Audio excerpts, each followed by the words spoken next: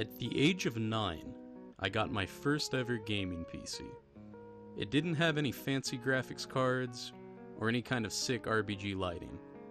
No, it was a 2003 E-machine, rocking an Intel Celeron D 356 CPU and an integrated ATI Radeon Express 200 GPU. This thing was an actual trash can. Unfortunately, due to my PC's low specs, I didn't really have a lot of games to play on it growing up. I would frequently play Neopets and Gaia Online until I eventually hoarded enough lunch money to buy Halo Combat Evolved. As I grew older, I found myself becoming attached specifically to Korean free-to-play MMOs, such as Mabinogi and Grand Chase. In fact, Grand Chase would become such a staple in my everyday life that I became addicted to it and would log thousands of hours on it over the course of my early high school life. Although my love for the game was strong, the sad reality was that Korean MMOs never stayed alive long in the United States. Eventually, Grand Chase would leave me forever. During the summer of 2010, StarCraft II was released, and it was a pivotal point in my gaming life. My dying Grand Chase guild at the time were determined to move to StarCraft II as it was the most anticipated game of the year. On the other hand, a group of friends of mine from an old Halo TeamSpeak server decided to try out League of Legends instead. Although I loved the lore and art direction of StarCraft, I didn't really have the money to shell out for it, so I chose the free-to-play alternative League of Legends instead. And boy, was I pulled in. Never before had I experienced a game where I could be the main factor of my team's wins or losses. It was a game that tested my mechanical skill and my skill to work together as a team. I quickly looked through the roster of champions that were out at the time, and in a kinda cheesy decision, me and my friend decided to play Singed and Warwick due to lore purposes. I fell in love with the champion's playstyle, constantly sitting between top turrets proxy farming and running away spamming laugh as the jungler attempted to chase me down. The community at the time was relatively small, and big names from Grand Chase were already making their impression in League, such as JRT7 and Calcep, getting very high ELO ratings very early into the game's life with their very unique playstyles. Through all the trial and error and the high learning curve of the game, I eventually grinded to level 30. That was when the game started to become magical to me.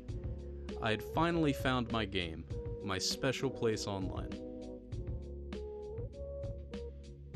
I was entranced with the game, and the updates that came made me happier than I had ever been with the game before. After gaining a bit of experience in it, I had fallen in love with Vayne, playing countless hours of her a day and even missing days from high school just to be able to get my fix of the game and the characters I love so badly. Although playing the game back then was a lot of fun, and I was really bad, watching professionals play the game was even better. I remember watching the Season 2 World Championship and thinking to myself, wow, this Gosu Pepper guy is really good with Thresh, and he has a really cool looking name. I wonder how the rest of his team is.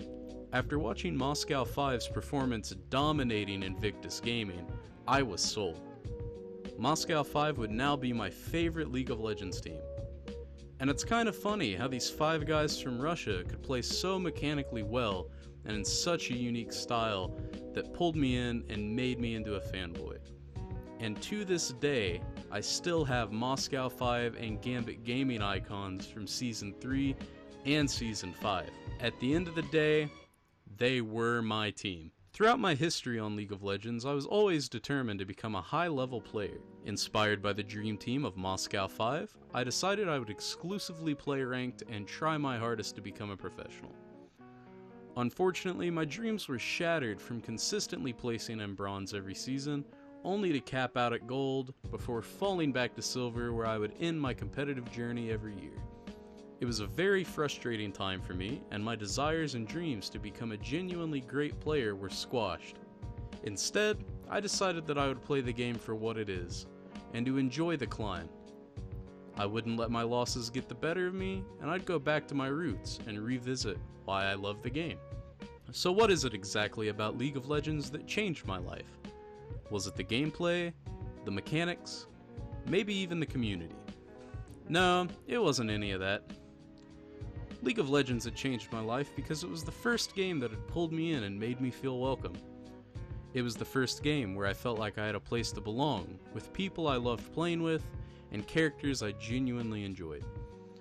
It was a game where I could express my creative and competitive nature openly. It wouldn't be years later until I found the same type of environment here on this channel with Scuba and Dubs. And despite all the negative criticism the game has received over the community's toxicity and the overwhelming learning curve for new players of the game, I still play it. And I think it will be a game I play right until the end. Being there with the game I love and the community I love all the way until the end, just like it had been there for me all of those years. Just wanted to thank you guys for watching the video, put a lot of heart into making this video, and decided to make this my first topic to talk about. If you enjoyed the video, shoot us a like and subscribe. We release content regularly and we'll be releasing more videos in the future. If you want to know more about me or just chat, you can follow me on Twitter or Twitch. Links will be in the description below, and I'll go ahead and post them here on the video as well. Again, thanks so much for watching the video, and I'll see you next time.